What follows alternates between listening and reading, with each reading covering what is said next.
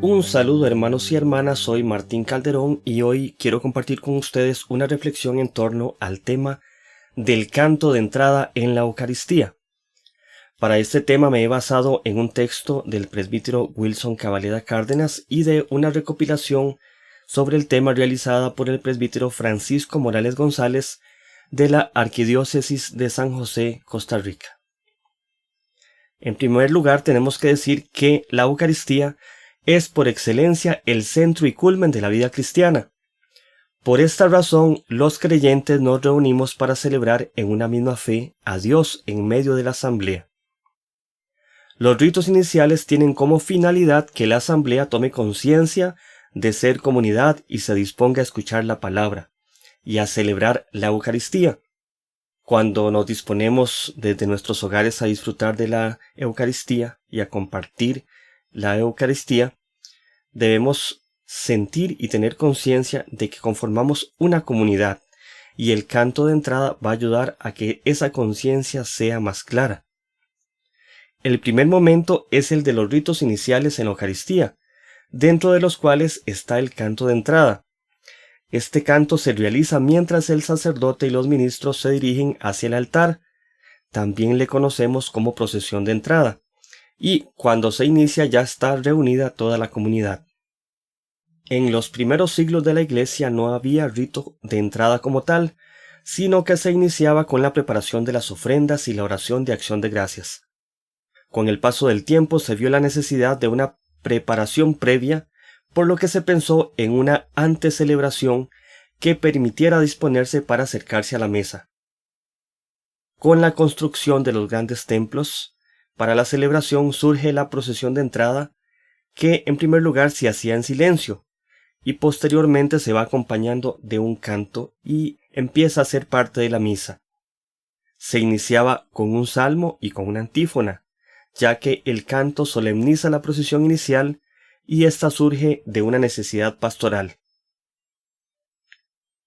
En el siglo VI después de Cristo, el documento llamado Liber Pontificalis o Libro de los Papas ya habla de la procesión de entrada, y en el siglo VII surge el primer Ordo Romanus, donde se describe cómo era la procesión de entrada, en la cual el Papa ya revestido daba la indicación al director de la escola o coro para que iniciara el canto. De esta manera el rito de entrada o procesión de entrada era acompañada por el canto y pasó a través de los siglos por diferentes adaptaciones y cambios hasta llegar a ser lo que conocemos en nuestra época actual. El canto de entrada en nuestros días no es un rito separado, sino que es parte de la procesión de entrada, dándole belleza y acompañando de manera oportuna la entrada del sacerdote y demás ministros. En caso de que no se cante un canto de entrada, se puede leer la antífona de entrada que se halla en el misal. El canto de entrada, este punto es muy importante, el canto de entrada debe terminar cuando el sacerdote ya ha llegado a la sede. Y debe tomar en cuenta también si se va a emplear el incienso para el altar. En este punto el coro o el cantor debe tener la prudencia de tomar en cuenta estos detalles para no alargar de manera innecesaria el canto. La instrucción general del misal romano sobre el tema nos dice, en el numeral 24, todo lo que precede a la liturgia de la palabra, o sea, los ritos iniciales, tiene el carácter de exordio. La palabra exordio significa comienzo, es introducción y preparación. La finalidad de estos ritos es hacer que los fieles reunidos constituyan una comunidad y se dispongan a oír como conviene la palabra de Dios y a celebrar dignamente la Eucaristía. También nos dice en el numeral número 25, reunidos el pueblo, mientras entra el sacerdote con sus ministros, se da comienzo al canto de entrada. El fin de este canto es abrir la celebración, fomentar la unión de quienes se han reunido y elevar sus pensamientos a la contemplación del misterio litúrgico o de la fiesta que se está celebrando, introduciendo o acompañando la procesión del sacerdote y ministros. Por tanto, el canto de entrada abre la celebración y crea un ambiente distinto de aquel del cual viene la asamblea. Acompaña la procesión del sacerdote y los ministros, fomenta la comunión de quienes se han reunido en una misma fe, y los introduce en el misterio del tiempo litúrgico o de la fiesta que se está celebrando, facilitando la participación de todo el pueblo cristiano. En este punto podemos hablar de diferentes actores del canto de entrada. Uno de los actores es el pueblo, que está reunido para celebrar la fe, el sacerdote que preside la Eucaristía, el coro que va a motivar a la asamblea a participar y los demás ministros que puedan haber en la Eucaristía o en la asamblea, que se unen en una sola voz con el canto de entrada. Veamos ahora algunos aspectos a tener en cuenta a la hora de elegir este canto. Una serie de criterios de selección. Un buen canto de entrada es aquel que por su texto y melodía contribuye a conseguir la doble meta de avivar la conciencia de la comunidad de creyentes y prepararlos para participar de la mesa de la palabra y de la Eucaristía.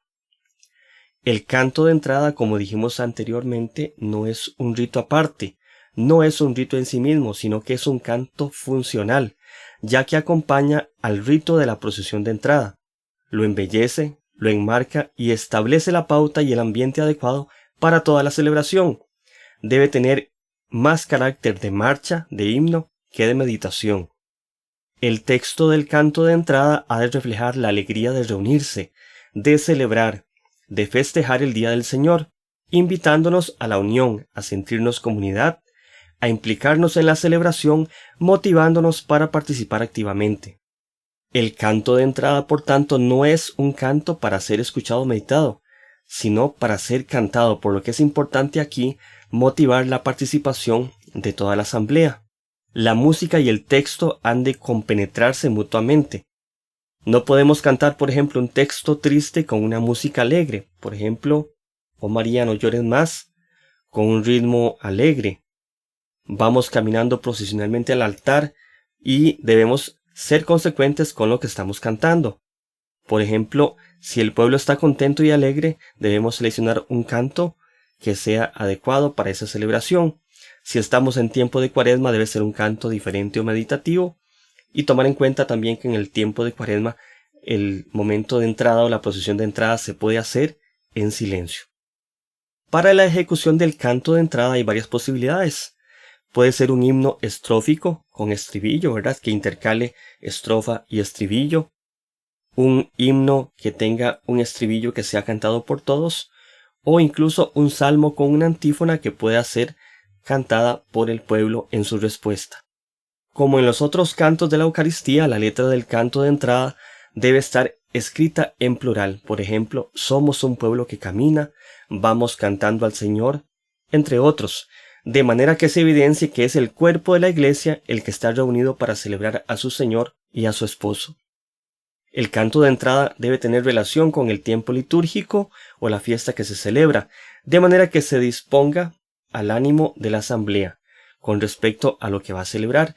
Por eso es muy importante tomar en cuenta el tiempo litúrgico en el que estamos realizando la Eucaristía para una adecuada selección del canto de entrada.